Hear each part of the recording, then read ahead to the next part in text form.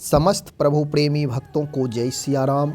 इस वीडियो का मुख्य विषय है श्री हनुमान जी महाराज का प्रभाव जानना।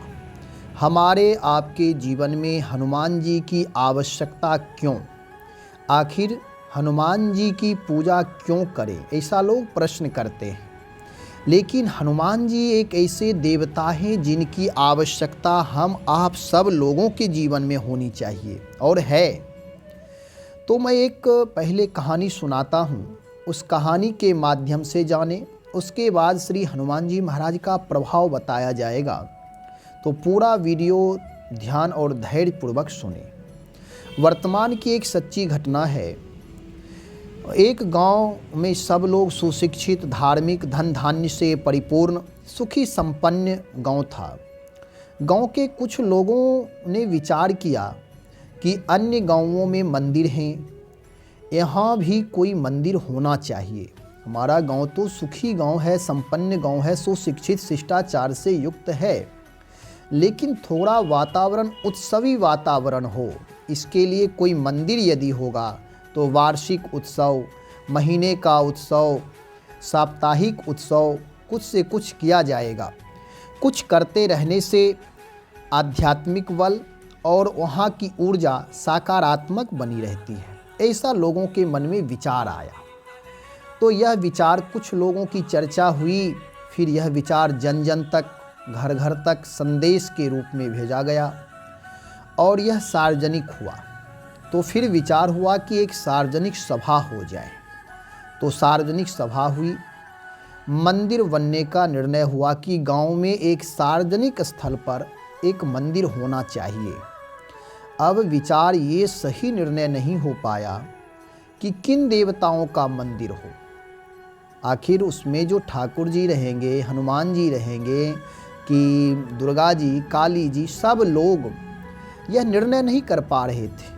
फिर भी लोग अपना अपना विचार रखे। जो शक्ति के उपासक थे, शाक्त लोग, शाक्त विचारधारा के, वह दुर्गा, काली आदि की आराधना के बारे में बताने लगे कि इनकी उपासना होनी चाहिए।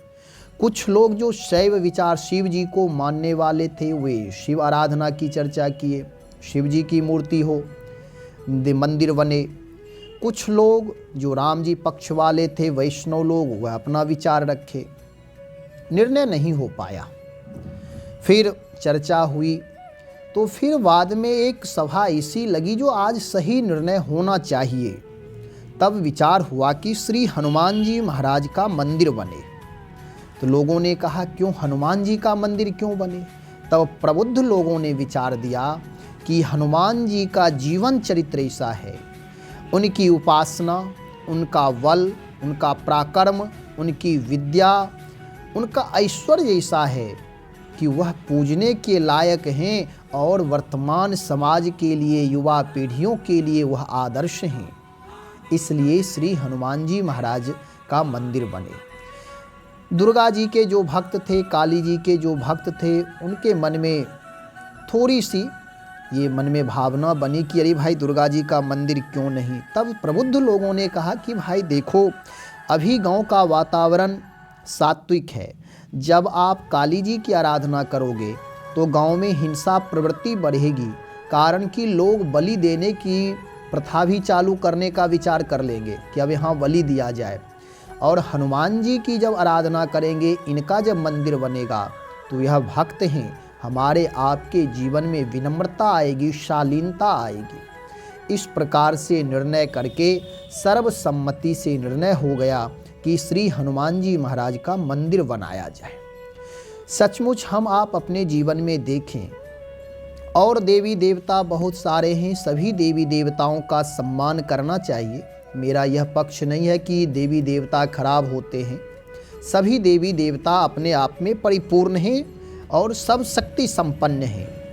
लेकिन युवा पीढ़ियों को अथवा इस वर्तमान समय के लिए श्री हनुमान जी महाराज का जो जीवन है, उनका जीवन एक अलौकिक जीवन है। आप देखेंगे व्यवहारिक जीवन में हम आप लोक पक्ष में, मनुष्यों में भी धन है तो वहाँ अहंकार है, ज्ञान है तो अहंकार है, भक्ति है तो मूर्खता है, जड़ता है, और ऐसे ही जो चीज़ों की अधिकता किसी भी चीज़ की है तो किसी चीज़ की न्यूनता है, ये समाज में बना ही रहता है। लेकिन श्री हनुमान जी महाराज अतुलित बल धामम होते हुए भी अति विनम्र हैं, ज्ञान इनाम अग्रगण्यम होते हुए भी भक्ति मताम वरिष्ठम हैं, भक्ति करने में श्रेष्ठ हैं। ऐसे हनुमान जी महाराज की उपासना इसलिए करना चाहिए कि हमारे आपके जीवन में बल के साथ साथ बुद्धि भी हो, ज्ञान भी हो, वैराग्य भी हो, विनम्रता भी हो, शीलता भी हो और राष्ट्र के लिए, समाज के लिए, देश के हित के लिए, प्रकृति के लिए अर्थात राम काज करने की आतुरता भी हो। श्री हनुमान जी महाराज की उक्ति है, राम काज कीन्ह बिनु मोहि कहाँ विश्राम। हम आप जो भी क्रिया करते हैं वह यदि लोक निर्माण से लेकर के परलोक निर्माण की बात होती है, व्यक्ति निर्माण से लेकर समष्टि निर्माण की बात होती है, तो वह राम काज हो जाता है। राम काज का मतलब ही होता है व्यक्ति से समष्टि का निर्माण। निस्वार्थ भाव से यदि कोई कार्य करते हैं और उस कार्य से एक से अनंत लोग आनंदित हों, एक सोच से अनंत लोग आह्लादित हों, तो यह निर्णय राम काज के लिए प्रेरित करता है। यही राम काज है। तो वहाँ निर्णय हो गया कि श्री हनुमान जी महाराज का मंदिर बने। तो किसी ने कहा कि भाई ये विचार आया कहाँ से कि हनुमान जी का मंदिर बने। तब एक बूढ़े बुजुर्ग लोग कहे, भैया गोस्वामी तुलसीदास जी महाराज जो कहे हैं विनय पत्रिका में वह हम आप सुने। मैं उसी के आधार पर विचार किया कि आज के लोगों को चाहिए कि मेरी कामना भी पूरी हो, मेरी बात भी सुनी जाए। तो हनुमान जी महाराज परम भक्त हैं, वे सबकी बात सुनते हैं। तो तब उन्होंने कहा आप लोग भी सुने। गोस्वामी तुलसीदास जी महाराज विनय पत्रिका में कह रहे हैं कि जाके गति है हनुमान की, ताकि पैज पूज आई यह रेखा कुलिश पाषाण की। इसका अर्थ भी आप लोग धैर्यपूर्वक सुने। पहले ये पद मैं पूरा कर लूँ। अघटित घटन सुघट विघटन, ऐसी बिरुदावली नहीं आन की, सुमिरत संकट सोच विमोचन, मूर्ति मोद निधान की। तापर सानुकुल गिरजा, हर लखन राम अरु जान की, तुलसी कपि की कृपा विलोकनी, खानी सकल कल्याण की।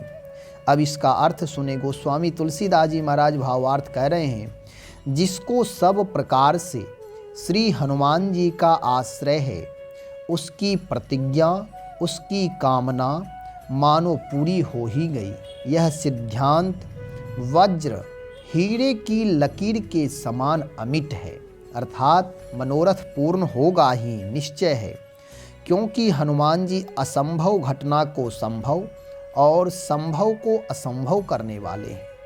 ऐसे यश का बना दूसरे किसी का भी नहीं है। श्री हनुमान जी की आनंदमयी मूर्ति का स्मरण करते ही सारे संकट और शोक मिट जाते हैं।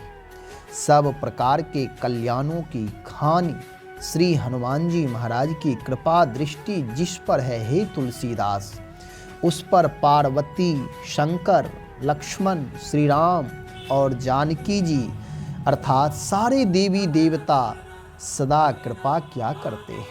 इस प्रकार गोस्वामी तुलसीदास जी महाराज भी श्री हनुमान जी महाराज के अनन्य भक्त थे। इसलिए हम आप सब भी श्री हनुमान जी महाराज की आराधना उपासना करें और श्री हनुमान जी महाराज प्रत्यक्ष कलयुग के प्रत्यक्ष देवता हैं। हमारी आपकी सारी बात सुनते हैं और श्री हनुमान जी महाराज मनोरथ पूर्ण करते हैं।